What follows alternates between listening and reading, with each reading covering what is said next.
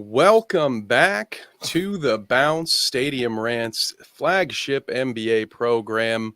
James and I are so happy you're here, and a special welcome to those of you who stuck around from necessary roughness in the last hour. We're very happy to have you. James, hello. How are we doing? How are you, my friend? I am fantastic. I was set on the show by Tuesday, I'll tell you. The easiest and hardest week of this job I've had all at the same time. There's so much to talk about. Folks, bring your hiking boots for this one. Pack a lunch. We're probably going to be longer than an hour. I'm going to tell you right now. Oh, yes. We got a lot to talk about. James, how are you? What's going on? I'm doing good, my friend. Getting a little nervous because the weekend's coming and Tennessee season's on the line, and Ooh. I am very excited to talk NBA. Though it was a big week. There's a lot of the Tuesday by itself. When I texted you, it was like this is enough to talk about all week. Like that Tuesday slate was wild. Yeah, and I believe it was Monday or Tuesday. One of those nights there were only 3 games, and all 3 games included a major NBA storyline. And there were some fun ones. Man, there were some fun. And this is coming off of Luka last week having his mega game, not to be outdone by everybody else had to throw their name and their hat in the ring this week. Giannis, Mitchell. Mitch. I've seen some Mitchell talk on there too. Yeah, and just when we thought that was last week's talk was about our Wild Wednesday and how nuts things had gotten in the NBA, and it only continues to heat up. Let's not forget LeBron James is a name we haven't mentioned, and he's also having season highlight nights, multiple nights in the last couple of weeks. So before we dive into our jam-packed slate, we do have the ability to answer your questions. So if there's something you don't see on this scroll down here, or you don't hear us bringing it up, we would love to answer your question. So fire away in a comment. For future episodes, you can hit us up on Twitter. We have our @ right over here. I like to start a thread at least the day of. Maybe I'll starting it on Wednesday. So put all your questions in that thread, and we will get to as many of them as we can. Hopefully all of them, but that will be up to you and what crazy storylines we have. So James, I'm going to start. Well, you know what? I'm going to start with a happy little highlight because this first thing I want to talk about has me a little frustrated. So let's start with a happy place. This is a nice little quick one. Who knew that Kyrie still got it in him? Whoa. I still got it. He knew. Man, a nice little tip slam from Kyrie. Nets have cooled down a little bit now. They just had their 12-game winning streak broken. Yep. So but they're still, where are we sitting? Cool. They were up to second. Where do we got them here? Let's see. They're third. They're tied for second with the Bucks right now. They are tied for second in the Eastern Conference. It is pretty crazy. It's tightening up, and they certainly are being led by their 2 perennial All-Stars. And that brings me to this, James, the first return of fan voting for the NBA All-Star, and I am going to just allow everyone a moment to let this list marinate. You can peruse it for yourself at your leisure. You're gonna notice what us hoop heads would call some snubs in this situation, mainly in the backcourt, and it's in both conferences that there are players in the backcourt being disrespected by the fans. James, before I give my take, do you have a first take of this? Is there a particular snub that is egregious to you?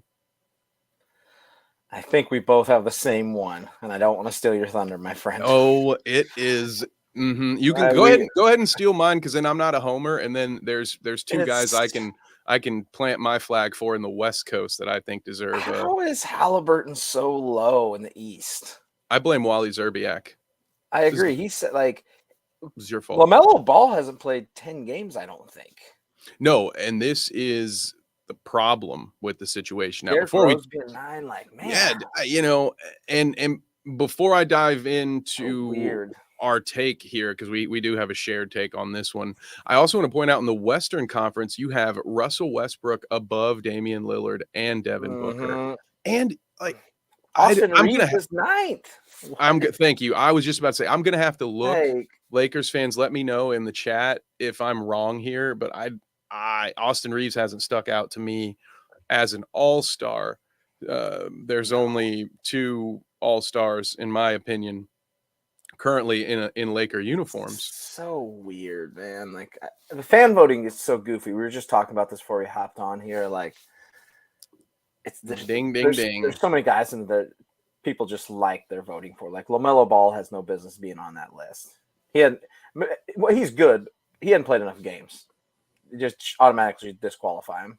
Exactly. The same reason. I mean, I would make that same argument for Kawhi, who's in 9th. Yes. Not an argument based on his skill, of course. Correct. Yes. Kawhi Leonard is an all-star, so maybe make sure I say that so you guys can't clip me. Don't take that the wrong way. But not this year, and that's okay too. And I think, the problem we run into here, and this is a bad word I'm about to use, so I apologize, Stadium Rant. Please don't fire me, but this is what happens when casuals have the ability to vote. And it's the first, I know you are, but what am I insult on Twitter that gets thrown out if someone disagrees with your NBA take? But the mere fact that Halliburton has that few of votes, LaMelo Ball has that many, the fact that Westbrook is being voted over 2 actual all-stars, not to mention Booker, when he's healthy, has been mentioned in the MVP talks this year. And so it's just disrespectful. He's had huge games. He had a 50-point game this year. It's like, I don't.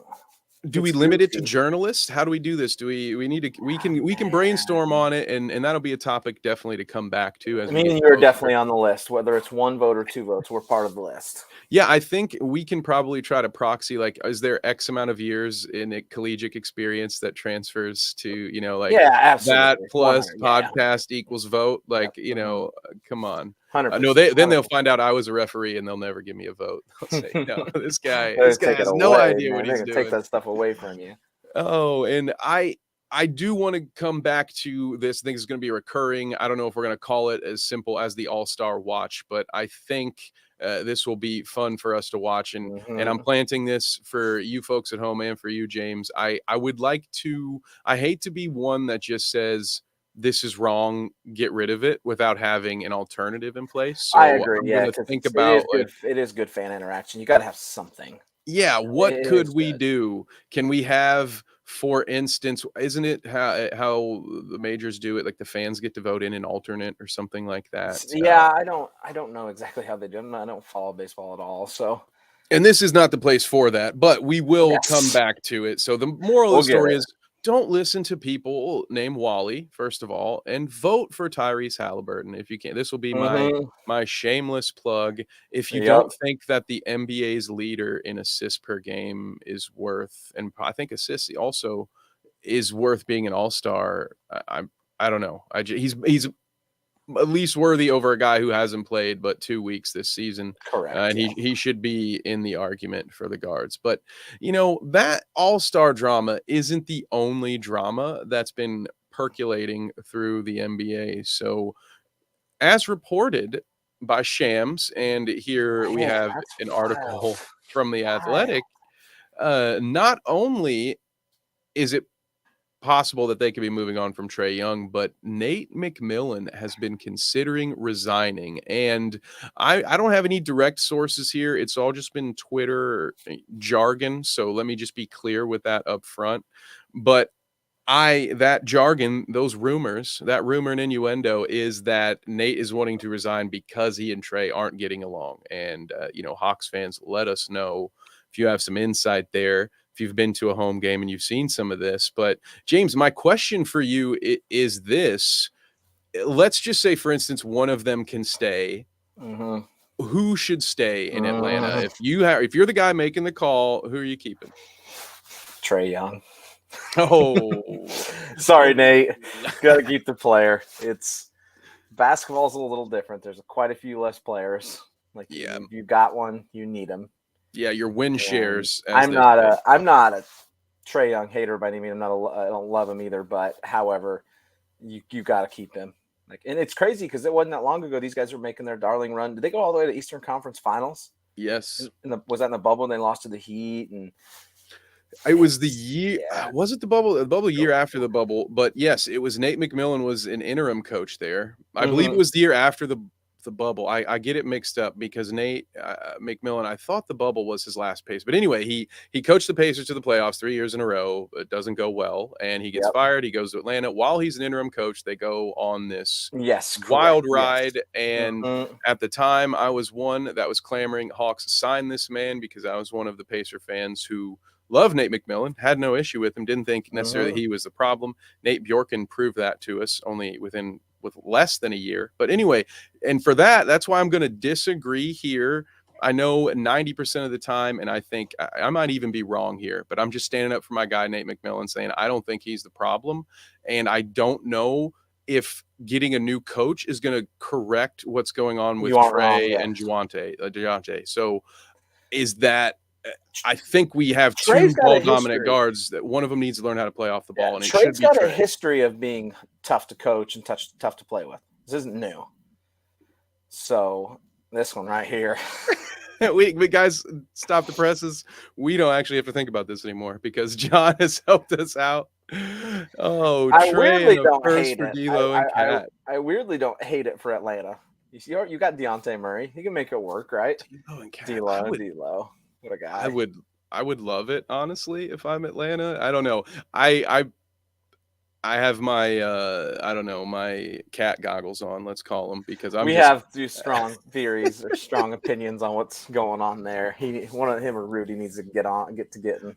It could solve two chemistry problems at the same time, right? You got two teams that are eating each other apart from the inside, and so let's just swap talent. I don't think a trade like that happens, but I love that idea. The idea is great, as a GM, maybe even that's a 2K23 move for me coming up soon. But let's move to some highlights here. Well, I use that term loosely, but it is a very smart play, and I think Josh should get some credit for his genius. Oh, I hate this. Kevin, I hate this. I would like this a lot more. I just called you Kevin. I've never called you that before. People only use the second syllable of my name when they're upset, and that's what has happened here. It reminds me of high school basketball, trying to burn the 5 minutes off the clock, win 2-0. I hate it. I hate it so much. I would have liked this a lot more if there were only 3 minutes left in the fourth quarter. I was mad. I was mad when you retweeted it. I was mad. Like I can't get over it. I hate it. I texted you, I hate this.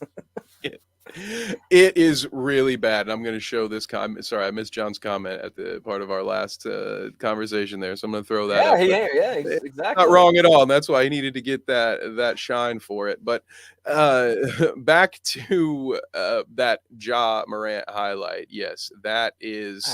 I can't do it.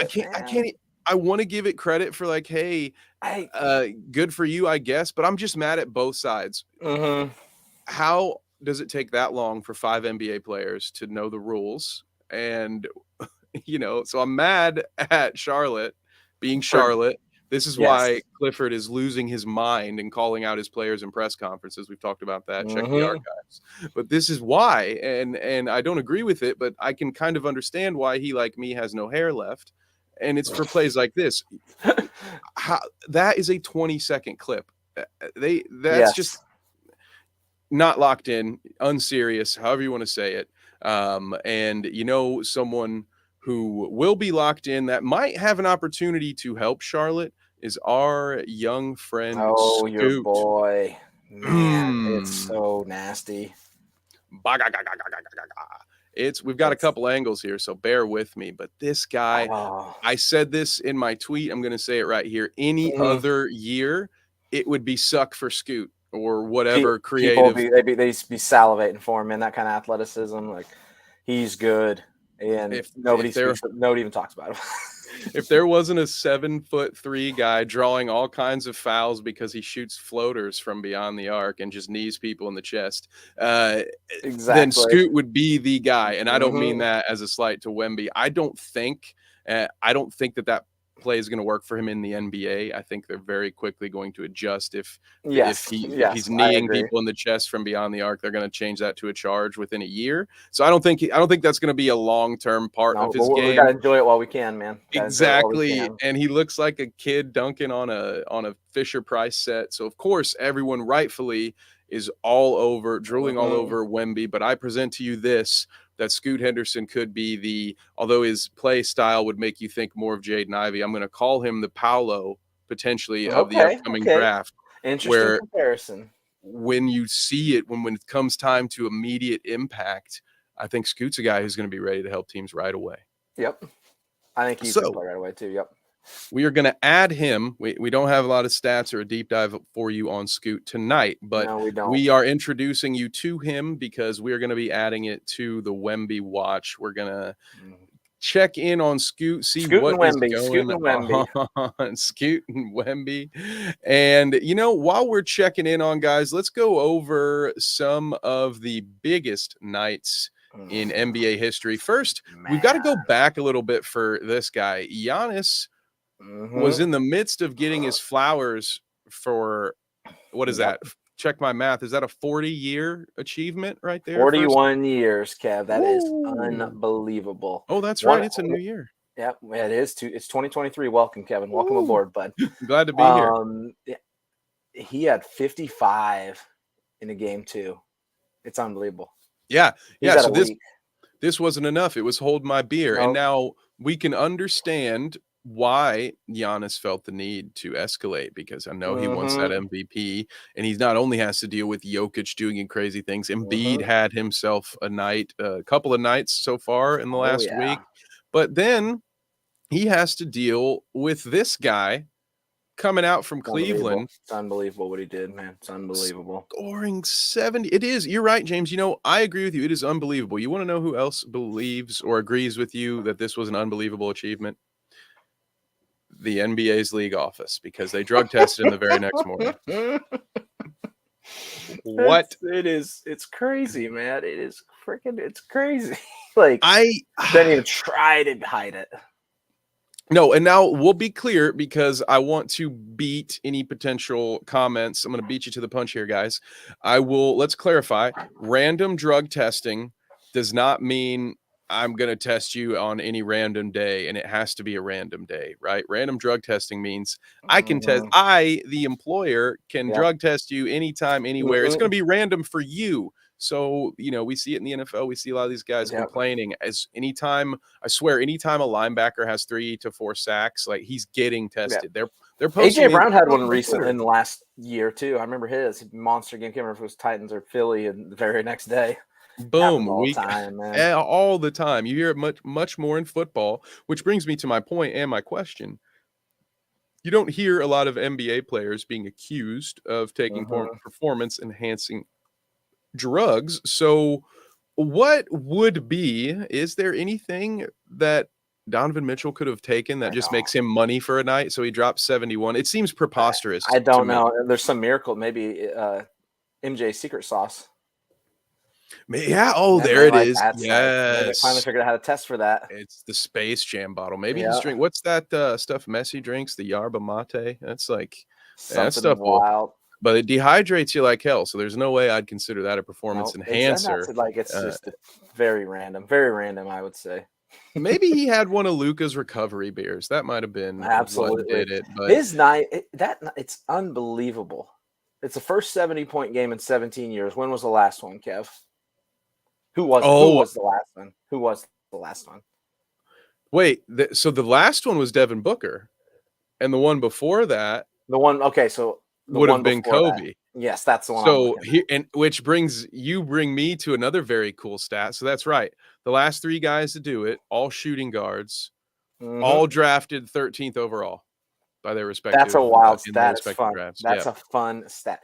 That's a little simulation for you. He scored or assisted on 99 points, which is the second most ever. The only time somebody's assisted on more was Wilt Chamberlain, because he scored 100. That's right. Which of all the photos we have, the one I forgot to get. Yeah, the 71. Reenacting the 71 with his chain. It was well worth it. Very, very good photo. I liked it. Just amazing. Now, to wrap this up before we move to our next point, I do want to ask you this. We started this brief Mitchell segment asking or mentioning his being in the same breath as other MVP candidates after that performance. So that's my question for you, James. Does that performance do enough to put him on your MVP radar? And if so, what would you say? Is he top 5? Is he in your top 10 at least? Where are we at? Why would you do this to me? You want me to go first? I'll go first. He is on the radar. I don't have him top 5. Let me. That's good. Luka, that's fair. Giannis, Tatum are all ahead of him for sure. Jokic, Jokic is 4, or he's in that top 4. And there's people I'm missing. I gotta pull that list, but I don't have him top 5. Let me pull. I'm with you. I am always that pessimist. I'm always the guy who, metaphorically speaking, peas in the Cheerios in these moments. Like Ja's up there. Yeah, take Ja. That's perfectly fine. Durant's having an underrated season. Nobody talks about him. No one's going to give Durant an MVP, and that's sad. No, absolutely not. No way. He's going to be, to this day, he still has to deal with the likes of Evan Turner calling out the Warriors. This was not a planned segment, but let me just ask you, do you know what I'm referring to? Evan Turner on a podcast with Andre Iguodala calling their run lame and corny? I don't think I did, which I guess if winning multiple championships and 3 championships in a 4 or 5 year time is corny, I guess. Bring it on. I'd love that in my life. And the only right, exactly. Give me all the corn. Now, the one prop I do want to give Evan in this situation is he had the stones to say it. He said it, He said it right to man's face. I mean, it wasn't in the room. He's in this same situation we were in right now, but he said it to him on air, live. Yep. No disrespect, but I thought what you guys did was corny, and went in and he called it lame. He said some other words that I can't repeat, and not on this program, or actually some of them I can't repeat on any program. Sadly for him, he's never won anything, so I guess he wouldn't know. Yeah, and it's easy now to have those sour grapes, but my point there was, well, first of all, that don't ever forget that Steph and Clay and Draymond were drafted. Like that was a homegrown dynasty that they brought Kevin Durant to, but that doesn't negate the things they did before. And unfortunately, it shouldn't negate what Kevin Durant does after. But I feel like, as weird as this is, and for the non-literary hoop heads in the audience, I'm sorry you may not get this reference, but I feel like Kevin Durant is like he's the NBA's scarlet letter. I feel like he just wears around this mark of shame because he joined the Warriors, and now that taints everything he does now. But it doesn't, in my opinion, like they got him on a weird technicality because the cap spiked that year. There was a TV spike. It was really weird, and they were able to afford him. And they won. He moved on. Nobody holds it against LeBron that the Miami Heat super team happened. They did then, but they have forgiven it now. They did then. They don't anymore. Right. You're absolutely right that Kevin Durant gets way too much hate. He gets so much of it. And you bring up a good point, which Iguodala, that was his rebuttal, was to say, you're mad at us, but who started that? And the reason LeBron gets the pass is because he went back to Cleveland and got them one. And that has just changed the whole narrative. People, I think people kind of just forget about that brief Heat dynasty. It's so easy to do with how long LeBron has played, and none of those other guys are in the league anymore. But yes, like that was very controversial. I love those Heat the Celtics before that, like the Warriors were the latest. Kevin Garnett, Paul Pierce, Ray Allen. Exactly. You're absolutely right. If KD would go back to OKC, it'd all be forgiven. But it's just you're absolutely right. If KD goes back to Oklahoma and James Harden ends up in Houston, then I will then be fully confirmed that CERN opened up a portal and we are in a new universe. We're not in the one that I started, because that would just be absolutely bonkers, almost as bonkers as the whooping that Boston took at the hands of an Oklahoma City Thunder team that did not have Shai Gilgeous-Alexander, which what broke my heart because, well, at least it avoided a parlay for me. So I guess it was all, but it was money. Everything else hit, but that. And Jaylen Brown had some powerful words, and I think correct ones. I buried the lead there. At least I gave my take first, so I'm not putting you on the spot here, James. But we probably had it coming to us. We pick and choose when we want to play. They embarrassed us. you can show me the lie, but go ahead, James. Do you? I guess I need to frame this for you, or at least I will, and then you feel free to add whatever you'd like. How do you feel about Jaylen Brown saying this and doing it publicly? I'm okay with it publicly. I think he's earned it. Yep. Him and Tatum can do whatever they want, and I would agree. I mean, they gave up 150. Yeah, put Marcus Smart in there too for me. Those are the three. But go ahead. And Marcus Smart. Yeah, I would agree. They gave up 150. The Thunder are 16-21. They're not good. Their best player, who's averaging 30 plus a game, didn't play. And you gave up 150. There's no there's no excuse, man. The people scoring here, I don't even know some of these. How many of those names do you? Yeah, I read. I know Dort. Lou Dort had a night. What Williams is this? Lou Dort, not known for his scoring ability, by the way. Jalen Williams. Okay, so he was our draft pick this year. There's an A. Wiggins. Is that Arkansas Jalen Williams, I think? I think it's Arkansas Jalen Williams. No, Santa Clara. Yeah, he's the guy that skyrocketed up draft. My apologies. I'm thinking of someone else. Yeah. But there's let's see here. There's A. Wiggins who scored 17. It is not Andrew. He is currently not playing. T. Man scored 21. Joe scored 20. Hold on. Let me get some names here. Aaron Wiggins. We got Aaron Wiggins out of Maryland. Okay. And then we've got this is real, folks. This is real. I don't know who these people are. Name that Thunder.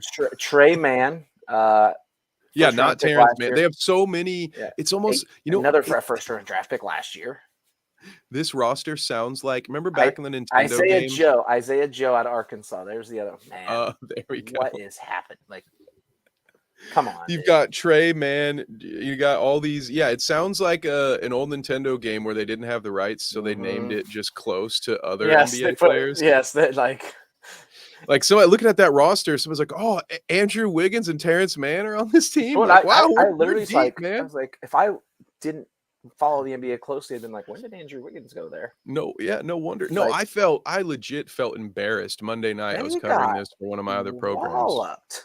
I mean, they gave up 59% from the field. This is defensively, 50% from three. Good Lord, they gave up 23 pointers on 40 shots. And the Thunder left 8 free throws out there too. They turned the ball over 17 times. Thunder's 13. They shot abysmal, 12 for 40 from 3, 40 for 80. God, they shot and made more free throws. Tatum Brown had big games. That's obvious. Malcolm Brogdon, Peyton Pritchard both had 17, and then it's a who's who of didn't do anything. Just a whole bunch of nothing. And yeah, you talked about the 3-point shooting for the Thunder. That speaks volumes, because to give up 43s and then to have the other team shoot 50% on them, that's horrible. I don't even feel like is the right word for it. It's not. Like it's something. Now, I saw a horrible take. I believe it was from Stephen A. Smith, but now I'll feel bad if I was wrong. But essentially saying, it might have been Skip Bayless, that sometimes those two just meld into one just awful take for me. But they basically the adage was that they would miss Ime Udoka's defensive coaching. I don't necessarily know that I'd have to pull up there enough. Yeah. Now it absolutely has been a night and day in a situation, but no, it maybe not quite Jekyll and Hyde, but Boston was a good defensive team last year, and they're not right now clearly, but I think it is more attributed towards what Jaylen Brown is saying, because I have to ask myself, outside of Robert Williams, who's been hurt, what's different about Boston? Like, they really it wasn't Tease and Naismith. It wasn't the guys that they sent to Indiana, although Naismith is on a rise, looking like another win for the Pacers in the trade department. But yeah, I can't understand it, and I don't think it's as simple as Ime Udoka's gone and now they're bad at defense. I think it's something different. No, I think there's more to it than that. I think there's much more focus on offense with this team than last year's team, and defensively they just haven't cranked it up. They haven't given up 150, but this isn't the first time we've talked about their defense on this show. No, this has been a theme this year, and Mm-hmm. this is as bad and as it's been. But you might be onto something. You mentioned the emphasis on offense, and so that brings a question to mind: is this backslide on the defensive end? Is this just a an extended, like an exaggerated but natural regression because Tatum and Brown continue to develop into their own on offense, and so now they're I think just so. I think maybe there's a little bit of that. Yes. they're doing more, they're exerting more energy, I they're think there's thinking more about that, definitely. I think there's a little bit. It's absolutely slipped way too far, and they need to get it picked up. However, they've got time, and when they're plenty of scoring like time. they can, like also, let's not over exaggerate it too much. They're 26-12 right now. It's still pretty. And what they lost 2 in a row here. They lost to Denver as well the other night. They had won 4 straight before that though. Yeah, how memorable will that loss be in the long run? Like, it's very easy, and of course, we want to talk about it. You can't not talk about a loss like that, but Yeah, they're playing right I'll now. need to Let's see see how more they're than doing. one. Yes, exactly. Well, let's just talk about the fact that they're up 28 on Dallas right now, so it didn't 20 last too long. Oh, yes. Yeah, I can't remember. And the odds on this one, people overreacted to this majorly. 100, They were yeah, only 2-point favorites against Dallas, yeah. The and stats are so much better for these guys. Like, yeah, there's Tatum's got 29, Smart's got 15, Devin White's got 10, Jaylen Brown 19, Grant Williams got 12, Brogdon 15. Yeah. oh, my parlay is sounding so good Ooh, right now. get this Almost. man Luca some help. Oh, it's so bad. Poor Luca. 23 points on 23 shots. He's not having a great night. No, which is the only, and then even if he has a great night, there's no way. I mean, He, yeah. gotta say, this is just indicative right here of what we've been saying about Dallas all year on this program, which is that they just don't have enough. They didn't have Spencer enough when they Dinwiddie had has 18, Christian Wood has 12, and Dwight Powell has 10. Hey, AJ Dwight or Powell. some Nice. Hardy. Jay Hardy has 15. I don't know who that is. Dwight Powell sighting. I'll mark that But off yeah, my like bingo there's card. just not any. They don't have Robin for him. They don't. He doesn't exist.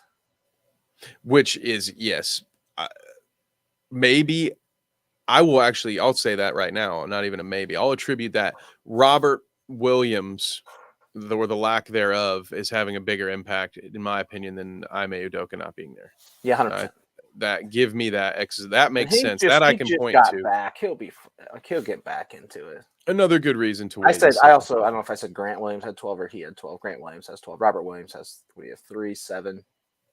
Okay. 21 minutes tonight. So he'll get back. When he gets more into this too, they'll get better. Again, they're on the road and pounding the Mavericks right now. So people overreacted a little bit there.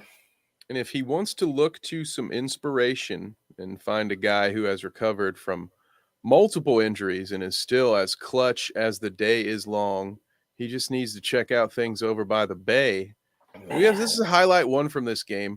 First of all, what a play design. The play design's disgustingly good. My To mouth run is it open. Sorry, to guys. run it to that corner and then to see action out of the corner. Can you pause it on if you can or not? I don't think I can, but we can run it a couple To times. see that action out of that corner, like when the ball gets corner, you never see action up like that's disgusting. Because also if he doesn't catch this, if he doesn't get free and catch that ball, like it doesn't matter.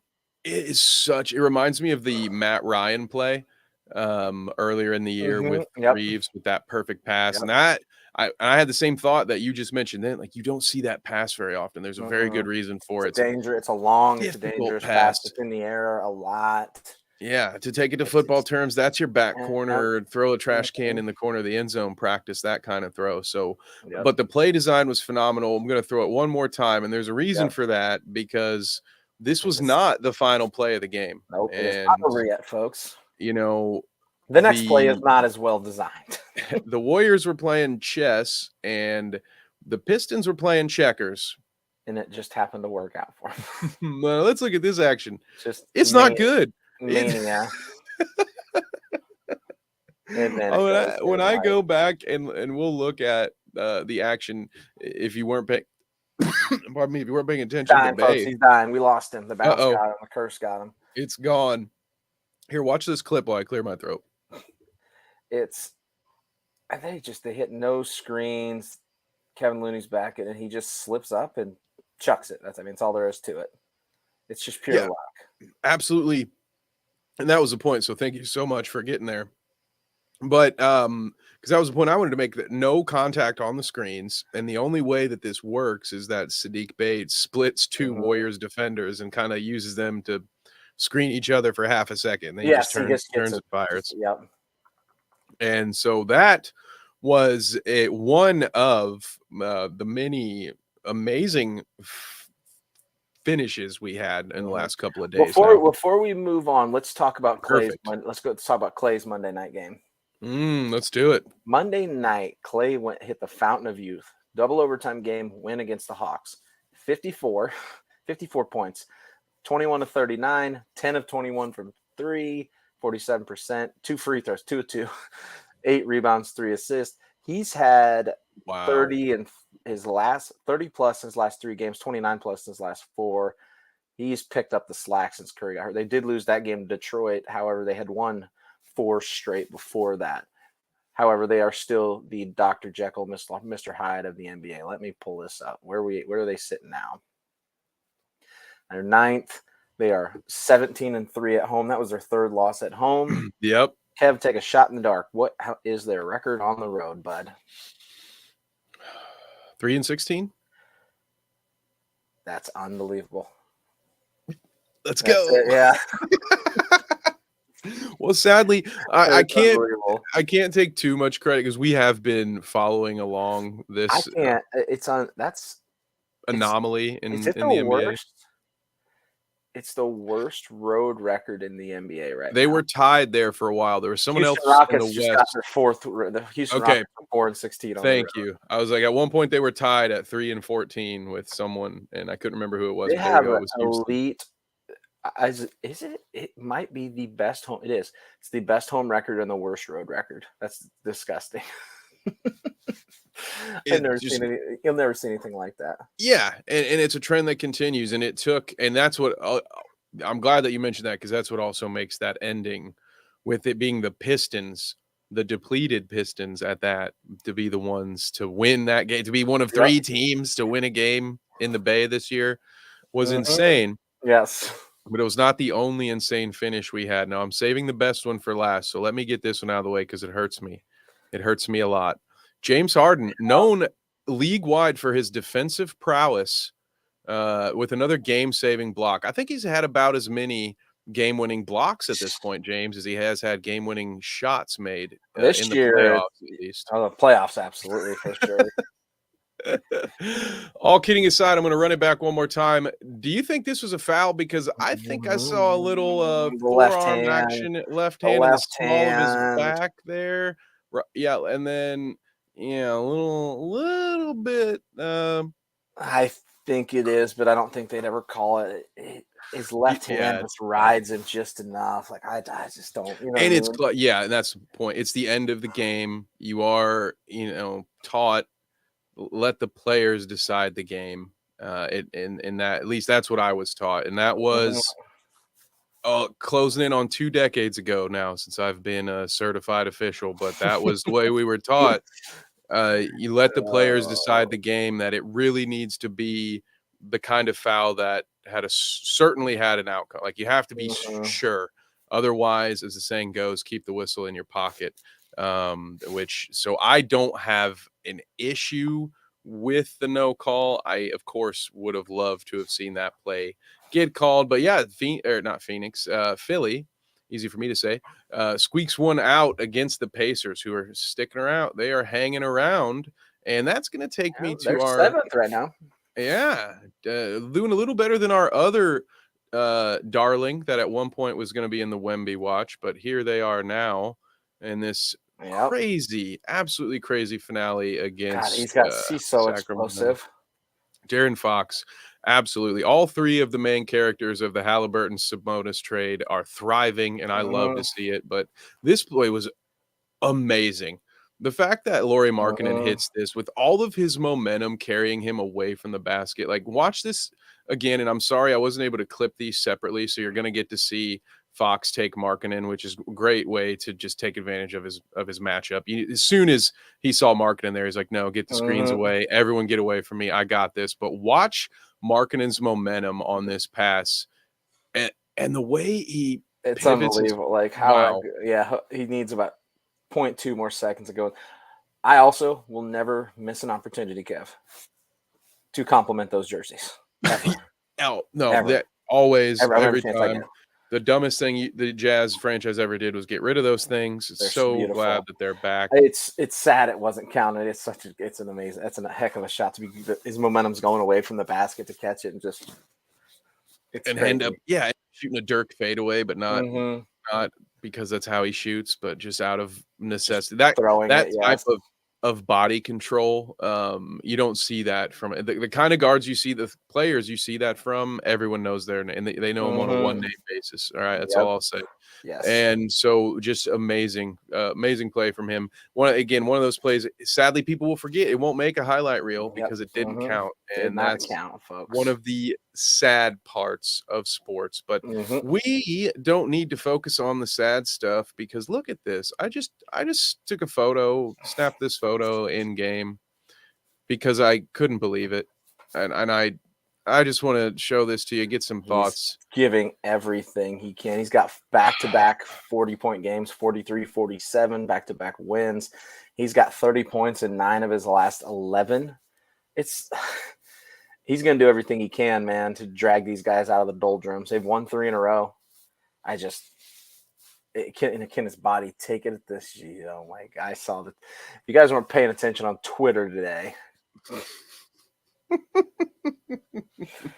Unbelievable. I told you it's been a long time since I've had to dust that shirt off. I actually had to wash it before I got it ready today. But we're right back there, aren't we? It's LeBron and friends, and he has said as much.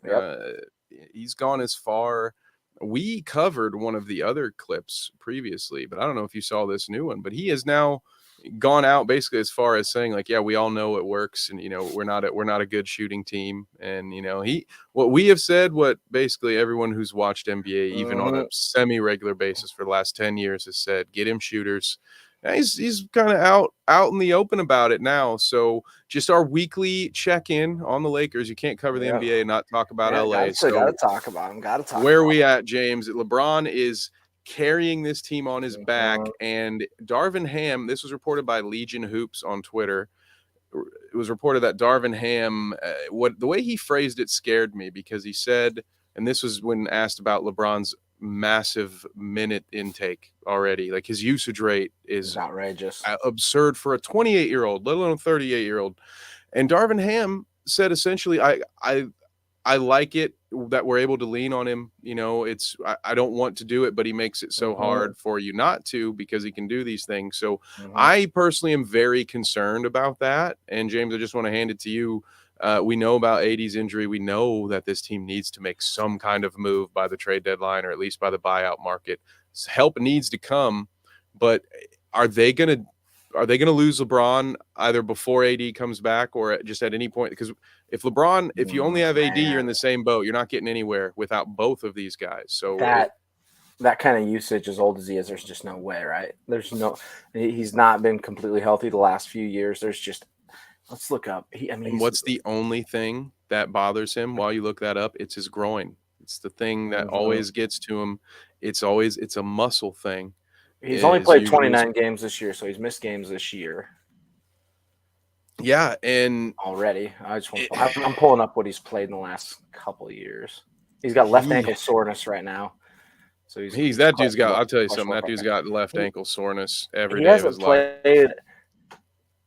He hasn't. And this is what year was I don't know what year the bubble was, so this is going to get a little skewed because it wasn't 82 games. 2020. Yep. Okay, so we only played 445, and that one's goofy. So he's never played over 67 games in a season for the Lakers. 55, 67, 45. I think the 45 is the bubble season. 56, and then 29 this year. His last 82-game season was 2017, 2018 for the Cavs. And I'm not saying he needs to play all 82, but he needs to be playing for 70, and he hasn't done that yet for the Lakers. Yeah, this year has to be This is a year that it's got to be a lot closer to 82 than it is to Mhm. 60 if they're going to have a chance. And that's the big problem. Pardon me, the big problem, and that's why I think this team is dead in the water, so to speak. Because if this is your answer, is just to let LeBron go out and do it all by himself, like it's 2009 all over again, then Mhm. he can't get you 2009 results. Not only will the league not allow it because there isn't the disparity in talent that there was in 2009, where LeBron and four plumbers, as JJ Redick would put it, could make it to the NBA Finals. It's not happening Mhm. anymore. Even if he were 28 years old or 33, whenever his true peak was, it's not going to happen. So they need to find new solutions, and they need to do it now. Darvin Ham cannot rest on his laurels here or rest on his LeBron and just say, okay, the GOAT's going to carry us through this till we get AD back, and then we'll win some games. Absolutely not. Something's got to give at this point. I mean, call Carmelo Anthony at this point. I'm desperate, James. I'm very desperate if I'm the Lakers. They need Call me somebody who can hit a jump shot. some shooting or somebody that can stand in the corner and shoot it and make it. Don't worry, though. Austin Reeves is on the All-Star ballot. Don't worry. He's 9th. They got this. Yeah. See, yeah, I'm the idiot. They have 4 All-Stars, James. They have Reeves, Yeah, you're the one that Westbrook. doesn't understand this. Yeah, I'm not getting it. Makes no sense to me. But that's my thoughts on the matter. LeBron is going to do some great things. I mean, he's going to just continue to snap all of these records. But the question is, how long can that body hold up? He's old, man. He's not. Is he 38? Is that right? Yeah, 38th birthday. I mean, yes, fact check me on that, but I know he just recently had a birthday. 38, yeah. He turned 38 on December 30th. Yeah, so just turned 38. Yep. Father Time is undefeated, but before 20th season too, like it's usually it's right about this time, right? Dirk, Duncan, those guys weren't sprinting the way, like, I don't know, the way it's hard to compare wear and tear in the NBA at these different positions. Those guys were banging in the post for 20 years, but so was LeBron. And yeah, so I just imagine the wear and tear on him is tenfold. He also, that's a dude who's going as deep as you can into the playoffs. How many extra full-length seasons has he played just by adding his playoff runs together? So no player has ever had this much mileage on them, in my opinion. I wonder if I can at see this it. point. Yeah, I think ESPN allows it. Yeah. Oh man, the amount of playoff games. 266 playoff games. Yeah, at an average of 41.5 minutes per game. Man. Yeesh. Yeah, so it's all she wrote if that's their answer. But yeah, before, this was a jam-packed week, so I don't want to dive too early into our Friday or weekend preview. But James, that what else did you see on Monday or Tuesday, or is there anything that has popped off this evening? Some games should be wrapping up right around now. We already talked about Clay's 50-point game. Brooklyn's 12-game winning streak was snapped. They lost to the Bulls. Here's an interesting stat from the Bulls I found. Man. The Bulls are 6-1 against the Celtics, Bucks, and Brooklyn. But however, they're 4-8 against teams under 500. That's a stat for you, bud. Hello. Paging Minnesota, paging Boston, paging Chicago. Play the same way. Play your hardest against everyone. That is a crazy stat. Yeah, that's got to be so frustrating. And Bulls have climbed up to 10th. Just right after, again, it's the bounce curse. We told them to bury it, break it apart. Then they start winning games against good teams. But again, that 4-8, like, that's the part that's most frustrating.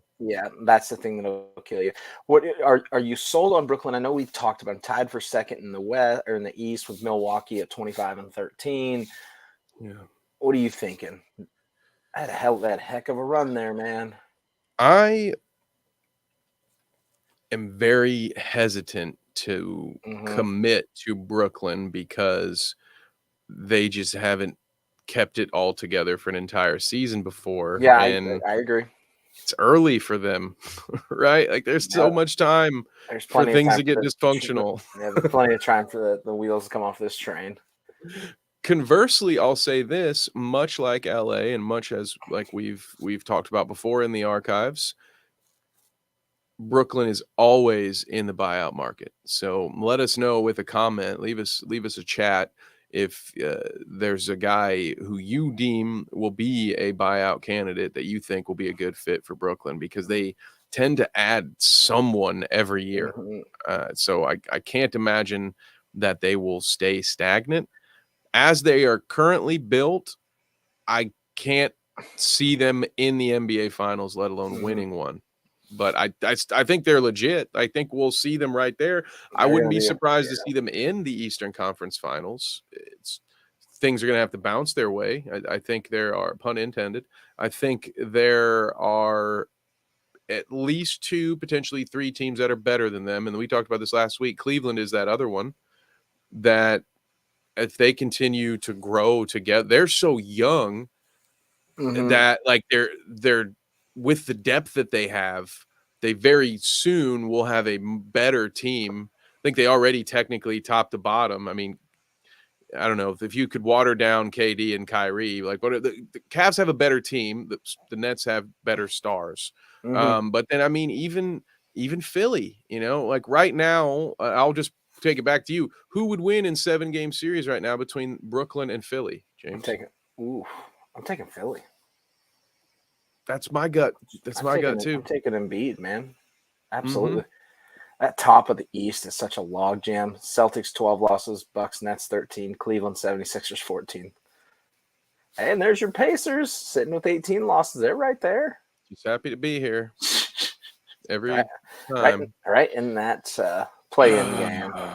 Fantastic. At least they have a couple of potential candidates. I've heard Carlisle getting thrown out around for Coach of the Year. I don't think he'll win it. I think the Pacers will have to do a lot more for him to do that. I of course hear there's Mathurin with the double Dutch of Rookie of the Year and Sixth Man of the Year if they keep him on the bench all season.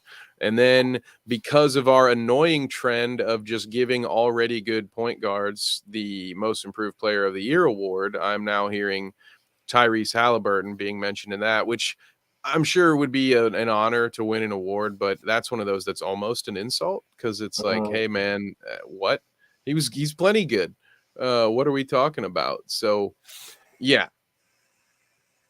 You got our beloved Jazz have fallen off the map. They lost 5 straight. They're leading. They're up 6 at Houston right now. 5 minutes left in the game, but 2 losses: Sacramento, Miami, Golden State, San Antonio. They've fallen off the map. Games tonight: Memphis won. They beat Orlando.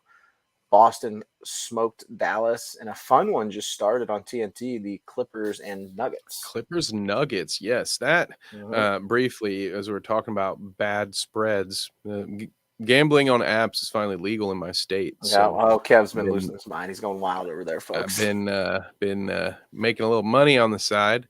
And I could not believe that the Grizzlies were only given 2 points against Orlando. That was insane to me. Like, what sport are those odds makers watching? Because I could not imagine. I had to double check. I was like, how many Grizzlies are out if they are thinking this is going to be neck and neck with Orlando? But that Clippers Nuggets one, on the flip side, the odds makers didn't seem to think the Clippers had much of a chance. James, do you think that the Clippers have a chance to beat Denver? What's it? You got a little cheap sheet. You got the score in front of you. They got the score is currently 9-5 Nugs. It just started, so it's in Denver. I mean, they always got a shot. They're good enough to win, but I think Denver wins that one at home. Got to take care of business at home, folks. Yeah. Man, I didn't. Go ahead. No, I was just gonna say I agree with you. I never know what Clippers team is gonna show up. They're an enigma. You put them in the list too. I don't know that it's always they play to the level of their opponent, but for them it's just as much as they can't get their full team out there. But the Clippers could. You said it best. They have a chance, and I'm just going to say that's my one take on the Clippers for the season. For the rest of the season, they got a chance, man. That's it. You can't tell me that. when I look at that team and I look at the one that won a title in Toronto, I fully believe that if that Clippers team gets hot at the right time, they could be right there. Mm-hmm. It's just how do they keep Kawhi and Paul on the court? Yep, and that's the key. Injury watch. Zion Williamson's going to miss 3 weeks. That sucks. Yep. No, we were hoping for Right a little hamstring Shams sprain. magic, like he was going to pull a Ja Morant and be like, No. week to week, psych, I'm back. Yep. And still no Brandon Ingram, right? No Brandon Ingram. Middleton's missed his 10th straight game. The Bucks could still get better, but at this point, he's missed so many games the last 2 years. You worry about it, I would say I think it would be wise to have lower expectations of Chris Middleton when he comes back for a multitude of reasons, not the least of which being just those injuries and that much time away, but partially because, they're so used to playing without him at this point that how easy is it going to be to get him back into the fold of the offense? So hopefully, we were saying this when we first thought he was actually coming back, like, oh, there is a lot of time here. Then it was plenty of time to get ready and get right by the playoffs and be functioning as a cohesive unit. But depending on how, like, the longer this drags out, you don't want to be working on your chemistry in the first round or the second round of the playoffs. Correct. Yes. You don't want to be a guy who hasn't played for 2 years coming back. Then the rotations get really short that time of year. And coach might not be able, it might not be worth the risk to bring out a guy who's not in game shape. So got to keep an eye out on Middleton. But again, the Bucks, to your point, it hasn't mattered as much. They have been just fine. They will continue to be fine in the meantime. I want to look here and see if Kawhi and Paul are playing.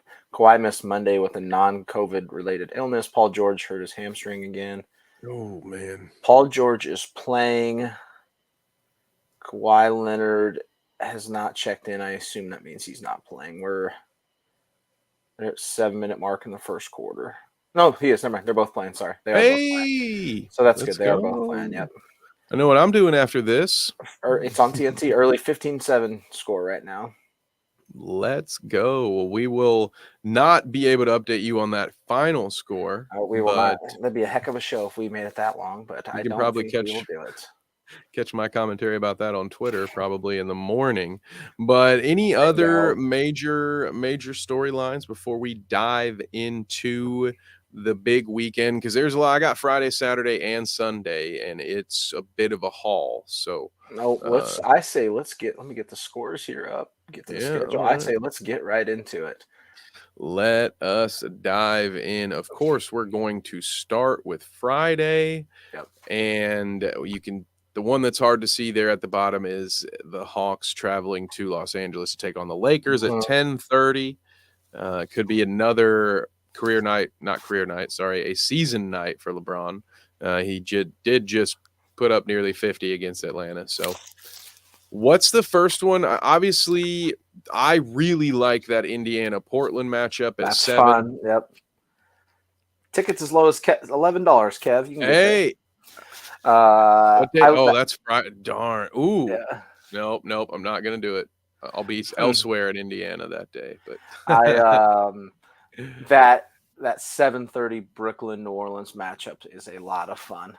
I do want to just throw this out here, though, before we move on from the Pacers in Portland, because I knew as soon as that popped up, I was like, wait, there's a tweet here that I'm missing. Yep. And NBA University, who recently was given some props on a live NBA broadcast by Ian Eagle. So they know ball, and they are saying that Shaedon Sharpe really might be the most explosive 2-foot leaper in league history. Weird. And a lot of these screenshots on this particular tweet have been featured here on The Bounce because we've been telling you about this guy. You talk about that, man. You love that dude. Hey, he was one that it was very interesting coming in because you had no idea, right? He didn't play in college. You knew the raw talent was there, but it could have been anything. And I just had a feeling that you give this guy a chance. And in his leaping ability alone, he's showing the kind of an impact that he can have. But where there's like this secret code in Portland, like achievement unlocked for Shaedon Sharpe, is Anthony Simons was the same dude a couple years ago. His introduction to the NBA was in the dunk contest. He was fresh out the G League. Yep. His first year in the dunk contest, and he was simply a dunker. And now look at his polish. Look at he's got a partner in crime, an on the job trainer to be like, hey, how do I elevate and not to mention, Dame Lillard, who might not have Sharpe's leaping ability, but he can surely help him with how to do things better on the ground. And so, man, I like Portland's future about as much as I like Indiana. So apologize. Sorry. Thank you for listening to my TED Talk. I can pull back up our matchups there. So what was the next one that we were looking at? Was it Brooklyn, New Orleans? Brooklyn, New Orleans is great. That's a fun Friday night. Brooklyn, New Orleans is fun. Before I dive into it, Chicago at Philly, just because of the way the last week has gone, I think now Chicago, has some implications. Can't skip that one. And I can't now, although hopefully, knock on wood, hopefully I didn't just reverse the good luck that we had given Chicago by saying they were done. The curse of the bounce is a real thing. Brooklyn at New Orleans. Let me ask you, New Orleans without Zion, without Brandon Ingram, they've been able to win winnable games. I like Brooklyn in that game. I like Brooklyn, even though it's on the road as well. Big night from CJ McCollum, of course, I think to be expected. I think the Pelicans are going to surprise a lot of folks. I think it's going to be a highly contested game. It's going to be a competitive game. Yeah, 100%. New Orleans is deep. That's another one. We like them, but Brooklyn's too much for them in this one. The next game isn't any good, but I'm going to be at it. I'm going to the Milwaukee-Charlotte game tomorrow. I'm driving up there tomorrow. So not going to be a good game. Hoping Giannis plays. He's played a lot, and this is a bad team. It'd be real disappointing not to get to see him. Maybe maybe you can get some courtside camera footage for us for next episode. We might have some exclusive content here, so that's a perfect time for me to remind you at home to like and subscribe and leave a comment below if you have questions. Maybe one of these games we're not planning on previewing. Maybe you're a big Knicks fan and you want to hear about it. Now's your time. We're going to be here. Probably got 15, 20 minutes maybe left. Get in there, ask your questions now, and make sure you're subscribed so you can be notified when we go live next week. Back to the schedule at hand. We've got Detroit and San Antonio in the battle for Wembanyama. That might be the least interesting game of the night. I like LA, Minnesota as an intriguing matchup because they're two teams that frustrate me greatly, James. Yes, that Minnesota team drives you insane. They drive you bonkers. That's such a good 2K team, but that's what happens, right? That is what happens when you play 2K instead of playing the actual game that you're playing. And I wish I had it. I thought I had saved it. Now was going to be the time that I pulled up the Gobert trade just to be like, hey guys, remember this? Remember this Gobert trade? Everything that they had. So Minnesota's driving me nuts. But because of that, I'm actually going to take them to beat the Clippers at home. What do you think, James? Am I crazy? You're crazy, bud. Clippers win.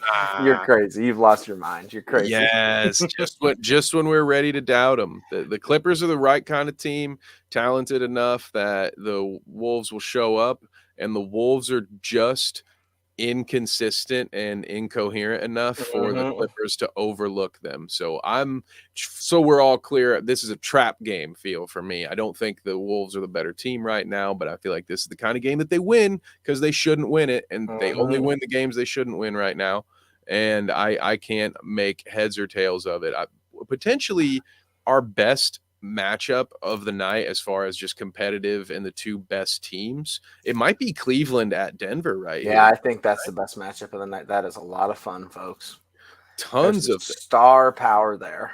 Yeah, and the interesting thing to me for this one is another frequent topic when we talk about this Cleveland team, and that's their depth in the front court. If there was ever a team that can throw multiple bodies at Jokic and give him a hard time, it's probably this Cleveland team, right? Yep. And we talk about Mobley and Jared. I'm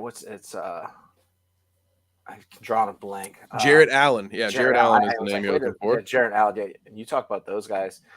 That's fun. That is very fun. That's a great matchup. And then Jamal Murray against the backcourt. You know, Cleveland Yeah, that's is the a little old more deep, but yeah, Jamal exactly. versus Spida, the old playoff matchups from a few years ago. Exactly. Good rivalry there. And then we have Miami at Phoenix. That's the ESPN game that night. Makes sense. That is a solid last matchup of the night at 10 o'clock. That one's not bad at all either. That's pretty fun. Could have been better if well, actually, I don't know what the health status is for Phoenix. Is it because Booker is still out as well, I think right? Booker's still out. Yeah. Last we checked, he was out a month. I feel like that was 2 episodes ago. So Phoenix at home here. They are a team that plays better at home, as most teams do. So I'm not breaking any news there. Yep. I'm not confident enough to put any money on this game, but I give Phoenix, you know, maybe make them half-point favorites in my book. Like that, I would agree. Yep. And then I think, you know, for the last game, I think LA will take care of Atlanta. So let's pull the weekend slate up here, James. It's got a little condensed here because none of these games are televised. So there was no point in me wasting the space. Yeah, it's something. Saturday, man. Saturday's got the good one. New Orleans at Dallas. That's a great game. The 8 o'clock game there. Yes, that's the big New Orleans at Dallas going to be a good one. Utah at Chicago. I think that's your hoop head matchup of the night, right? Like that's your one. Casual fans aren't going to want to watch that, but that could be a really good, entertaining matchup. Those teams have a lot of good players on each side. So I do agree with you though. New Orleans at Dallas, perfect timing for the Mavericks. Yep. Maybe, yeah, this might be the only time of the year that they can beat the Pelicans the way the two teams have been playing. So, less exciting on Sunday. At least you can skip pretty much the first 3 games. Brooklyn and Miami's fine. I guess it's a game. It's a game. It's a good. At least it's two. You got one good team and one decent team. Memphis at Utah is fun. That'll just be a lot of scoring. Cleveland at Phoenix. There's your marquee matchup of the day. You go all the way down there. The 8 o'clock game. However, good luck watching it. Yeah, exactly. You won't be able to watch. And then that bottom one is Atlanta at LA, which on paper just sounds like a good matchup. But again, you don't know. And with Atlanta struggles, it might not be as fun. So, yeah, I think, you got Cleveland at Phoenix, great matchup there. My favorite, honestly, of this one is, Utah-Memphis. That's my game of the night. That'll be fun. That's going to be a fun game. Memphis at home. Utah's got a squad. So, yeah, let us know in the comments below what your game of the weekend is. What are you most looking forward to watching? And we will, of course, bring all the breaking news, all the updates that come from the weekend. Oh my goodness, Kev. We have something we have to talk about. Oh, we are going to go all the way back to the weekly highlights, something I just found because it just happened tonight. Ooh, the Jazz won tonight, okay? They won 131-114 at the Houston Rockets. Lauri Markkanen, 49 points, 15 of 27 from the field, 6 of 15 from 3, 13 of 13 from the free throw line, 8 rebounds. My goodness. He was 1 point away from a 50 ball. I wonder if that's his career high. It's got to be his career high, right? It's got to be. And that is so interesting because as we were watching his highlights earlier, I was having that thought. You know, we were talking about the Dirk form and just the insane body control that the Markkanen, that basket that didn't count, like what all that required. And I was thinking that to myself, like, wow, this guy, he's making that next step to stardom. And it's then there's a 50 burger almost 2 nights, and it's almost as if on cue, right? It almost feels like we are watching Lauri Markkanen's My Career unfold, you know, and like it's time for that chapter now. Yeah, it's time for him. Of course, now he's having a 50-point night. Why not muddy the waters? Now, it's way too early to say it now, but I think Utah fans are going to start chanting MVP soon for this guy when he hits the free throw line. I'm trying to see if I can find if that was his career high. I would be surprised to know that he scored more than 50, but I wouldn't think so. It's very interesting. Yeah, career high for me. I figured it was. This is the guy that the Bulls thought they were drafting. I believe that was right. Mm-hmm. I know that's where he Bulls wound up. Forgive me if it was a Yeah. draft day trade, but yeah, this is. I'm pretty sure you're right on that front. This is what I think a lot of us thought coming out of college that Lauri Markkanen would be. I want to pull up where I had him up. Where'd you go? Because I want to look up and see how long he's been in the league. There we go. Okay, found him. You're absolutely right. He was drafted in 2017. This is so it's been a minute. 60 year in the league. His second year in the league in Chicago, he'd never averaged over 18. He averaged 18.7. He's never averaged over that. He's averaging 9.1 more points a game than he was last year. At this point, to go back to a different conversation we had, or to enter him into it, how I would have to say Lauri Markkanen's my favorite for most improved. He's got to be in. He has to be in there. Career highs in field goal percentage, almost his most attempts per game. His career high 3-point percentage, tied for he is not free throw percentage is low. Career high in rebounds. Oh no, he actually is down. I'm reading a lot of these stats at the same time, folks. You have to forgive me. Mm-hmm. He's got to be in there. He's in my top three. He's probably number one right now, and I have a stated personal interest in a different candidate. But that's not what this is about. It's about calling you're not right. Biased. You're not biased at all. He's gotten so much better. And there's another layer to this too, right? As it pertains at least to the most improved. Take it back to the made but too late buzzer beater. Markkanen's the guy. He's the guy that they're drawing up their last play for. So I think that speaks towards it too. And again, in the same breath, that would be a counter to my argument against Halliburton, because that is somewhere where you could say, yeah, Halliburton has improved. He's now more of a clutch player than he was. But with Markkanen, these career highs, that's almost 10 points a game that he's added to his average. That is massive. And his improvement is very much responsible for why the Jazz are so ahead of schedule. So and while you can say the same thing about Halliburton, the difference is Halliburton was already a starting caliber, quality contributor. Markkanen was not that level yet. Yeah, he was a rotation player at best, and now look at him. So I don't know. That's my vote right now. It is the first time a Jazz player has had 49 points in the regular season since Karl Malone. Nice. As soon as you said the first time, I was like, this is going to be Karl Malone. It's not Stockton. Yes. Stockton probably did not turn the ball over. That's crazy. That's another one. Yeah. Wow. Impressive. Absolutely impressed by that. I was just scrolling through scores and I saw that and I went, what? And so thankful that it happened while we were live instead of immediately following like it normally does. Yep. Mm-hmm. Yeah. So any other wild scores from this night in the NBA this beautiful Thursday? No, looks like the scores are pretty much as predicted. Denver is up early. I'll get you an updated score here. 32-15, just about the end of the first. Memphis beats Orlando 123-15. Boston beats Dallas. Utah snaps their 5-game losing streak. Slow slate tonight. It's kind of the point we go on Thursdays. There's not a ton of NBA on Thursdays.